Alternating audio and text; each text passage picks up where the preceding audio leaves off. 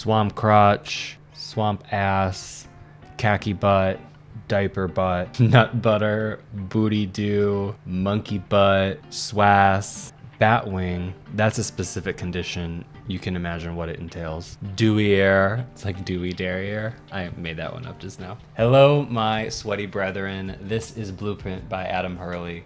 I am Adam Hurly. I am a grooming journalist, and I have been for over a decade now. Blueprint is where I put all of that expertise and experience into one place for you. I want to confess and come out as a very sweaty person. I sweat from every part of my body. I recently was talking to a girlfriend of mine, and she was baffled by the fact that if I just sit down and stand up, I basically have a soggy rear end.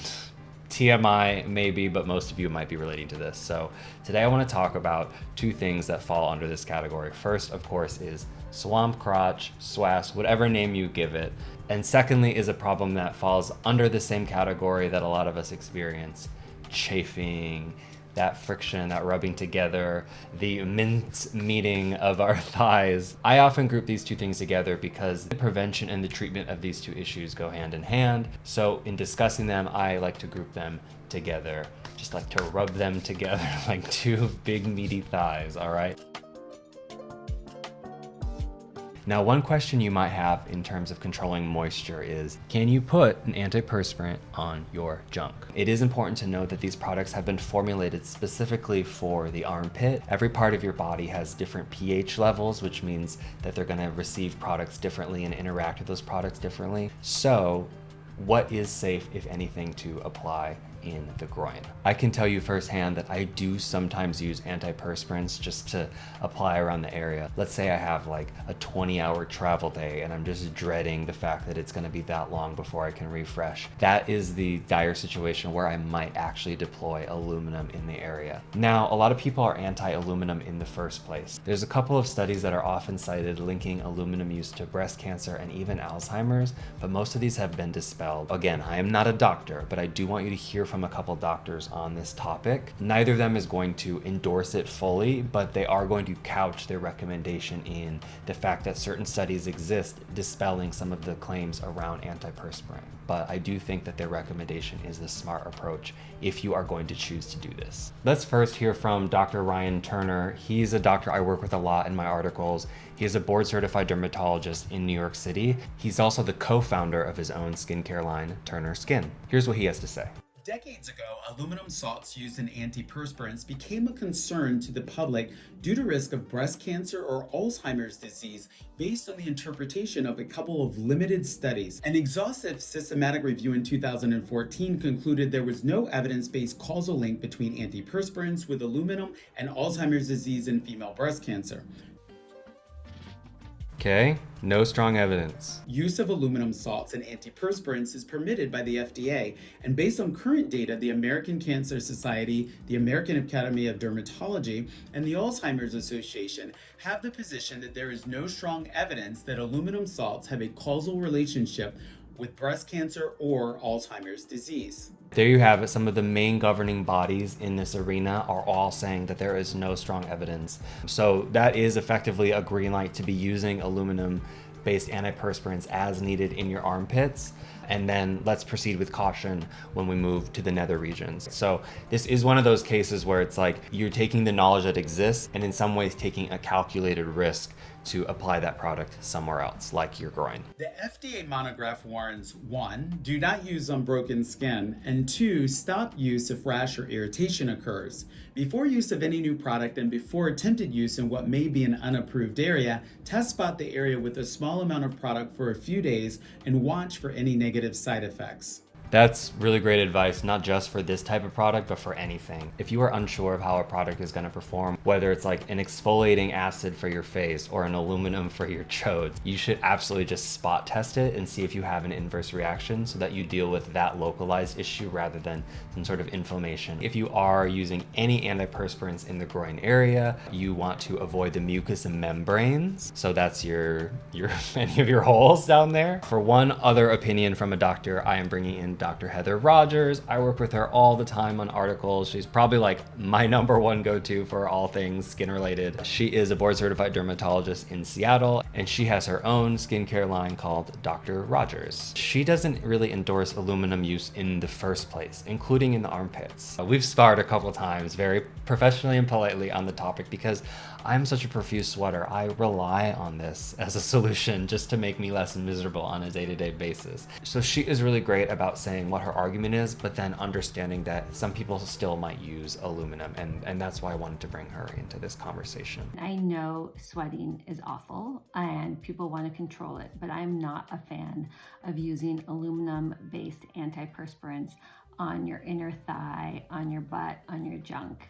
And the reason for that is not because aluminum is necessarily dangerous for you. I think we have some good studies showing that it doesn't lead to dementia. But it is really irritating, particularly if you're using aluminum chloride. So my recommendation is to use it as infrequently as you can. If you do want to use it, use aluminum zirconium and put it on the night before so it has time to absorb into your skin before you have a combination of the antiperspirant and tight clothes that can lead to further chafing and irritation. In general, you always want to apply aluminum the night before that you really need it. Let it settle into your pores to clog them up well before you plan to be sweating. But she has a really great point, especially in terms of using it to prevent sweating and chafing in the undercarriage. That's such a weird word to use in this context, the undercarriage. And Dr. Turner, I didn't include this video, but he said to use aluminum sesquichlorohydrate. I hope I'm saying that correctly. Sesquichlorohydrate. I'm not even going to check the pronunciation. A couple great examples that I would suggest and have used in this area would include either of these Harry's antiperspirants. They have two options. This one is extra strength. It is a 20% aluminum zirconium, whereas this one is just 16%.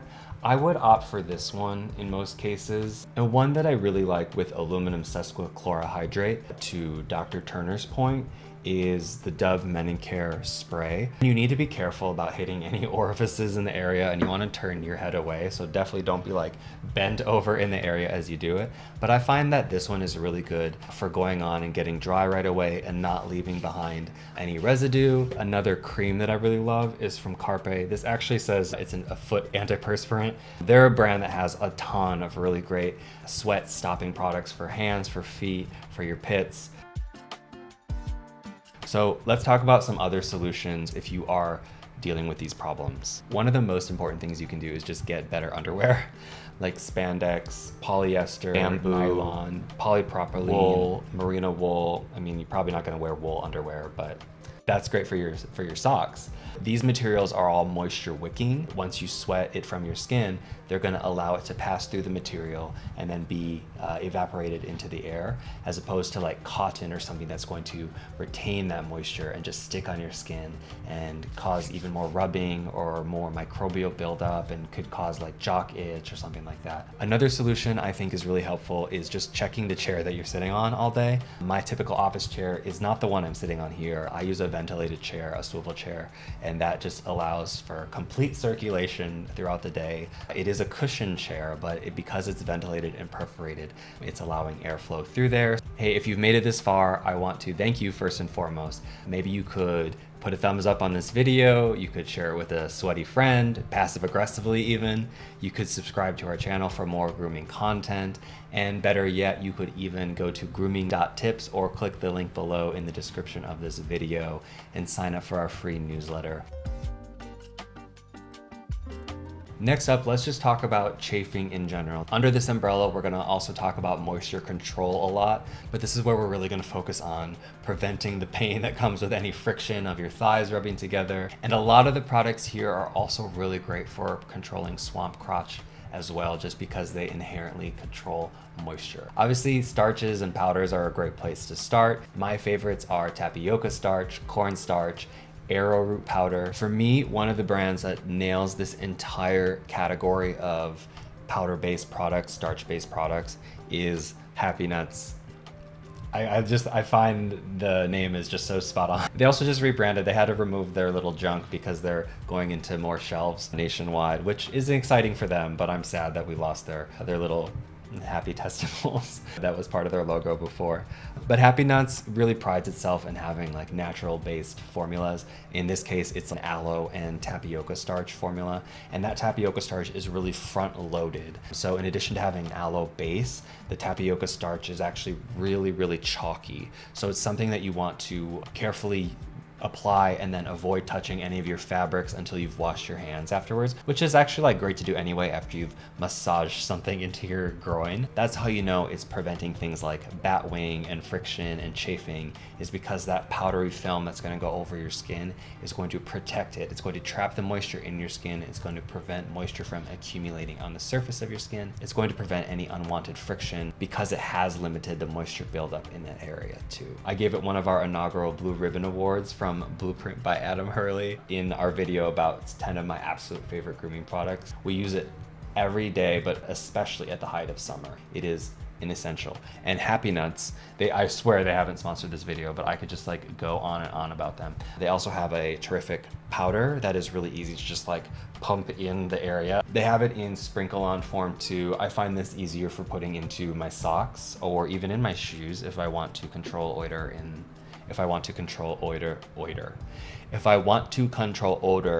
in that area. Lastly is, this is the older branding, but you can see like the happy little balls on it. These anti-chafe sticks that have like a glyceride base, but then use tapioca starch as the next ingredient to give you that film over your skin to really help you prevent the rubbing and the chafing while also nourishing the skin. This is essential for me if I'm like going for a long run or even if I'm going for a walk on a hot sunny day. Okay, that ends my endorsement of the entire brand of Happy Nuts. All right, you guys, that does it for this video. I hope you found some solutions that might work for you.